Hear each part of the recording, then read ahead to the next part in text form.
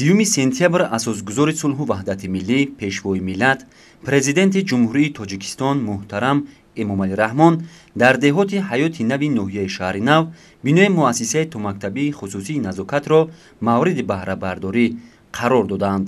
бинои нави боғчаи кӯдакона дуошюна буда ба хотири сазовор ҷашн гирифтани 30-мин солгарди истиқлоли давлатии ҷумҳурии Тоҷикистон бо саҳми соҳибкори ватандӯст Аҳмадзода Ҷамолдин сохта шудааст. кӯдакистон метавонад 100 нафар фарзандони сокинони ноҳияи шаҳри Навро дар беҳтарин шароит ба таълиму тарбияи дурусти томактабӣ фаро гирад. президенти ҷумҳурии Тоҷикистон муҳтарам Эмомалӣ Раҳмон ҳангоми шиносоӣ бо шароити таълиму тарбия ба иҷрои босифати корҳои сохтмонӣ баҳои баланд дода, онро тӯҳфаи арзанда барои сокинони ноҳияи шаҳри Нав аз ҷумла деҳоти ҳаёти Нав маънидод карданд. корҳои бунёдӣ дар иншооти соҳаи маориф аз ҷониби мутахассисони сохтмончиёни ҷамъияти дорои масъулияти маҳдуди Муҳаммадҷон иҷро гардида, имрӯз бо сифати баланд ва ҷавобгӯ ба стандарти байналмилалӣ ба фаъолият оғоз намуд.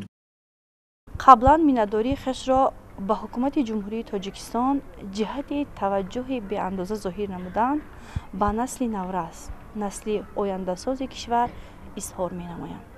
зеро чӣ тавре ки мушоҳида мегардад, рӯзҳои аввали даврони истиқлолият ҳукумати мамлакат ба соҳаи мактабу маориф ва таълиму тарбияи насли наврас таваҷҷӯҳи беандоза дошта, дар ҳама мавридҳо ба ин соҳаи калидӣ ва афзалиятнок диққати ҷиддӣ дода меояд.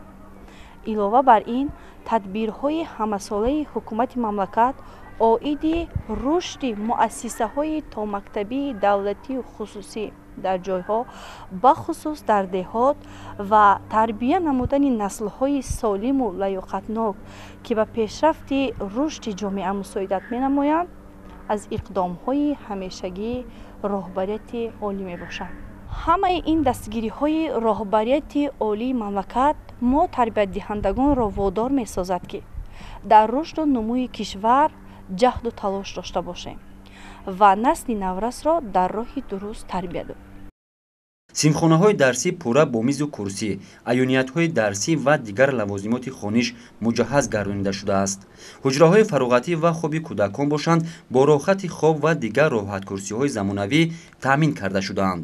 президенти мамлакат муҳтарам Эмомалӣ Раҳмон зимни суҳбат бо омӯзгорону дигар кормандони кӯдакистони мазкур таваҷҷӯҳи онҳоро ба масъалаи дар рӯҳияи ватандӯстӣ тарбия намудани насли ояндасози давлат ҷалб карданд. дар саҳни ҳавлии кӯдакистон барои бозии кӯдакон шароити хуб фароҳам гардида, ҳамзамон 4 айвонча сохта шудааст ки барои гузарондани машғулиятҳои фароғатӣ бисёр мувофиқ аст. шинонидани гулу бутаҳои ороишӣ, дарахтони сояфкан ва сарсабзу хурам гардондани атрофи бинои муассисаи томактабии хусусии назокат аз корҳои ободонӣ ба шумор мераванд.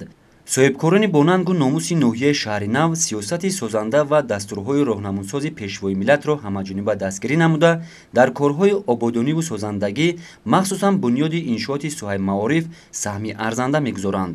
ин раванд дар амалӣ намудани ҳадафҳои олии ҳукумати ҷумҳурии Тоҷикистон ҷиҳати ҳарчи бештар ба таълиму тарбия фаро гирифтани кӯдакон дар муассисаҳои томактабӣ мусоидат менамояд. дар деҳоти ҳаёти Нав 35 000 нафар аҳолӣ зиндагӣ мекунад. бо шарофати истиқлол ва сиёсати созандаи ҳукумати кишвар, сокинонаш соҳиби боғчаи кӯдакон ва маркази тиббӣ гардиданд. бунёди иншооти таъиноти гуногун дар доираи истиқболи сазовори ҷашни 30-солагии истиқлоли давлатии ҷумҳурии Тоҷикистон идома дорад. қобили тазаккур аст ки бо саҳми соҳибкори маҳаллӣ ба масофаи 250 метр роҳи ҳудуди деҳот мумфарш карда шудааст.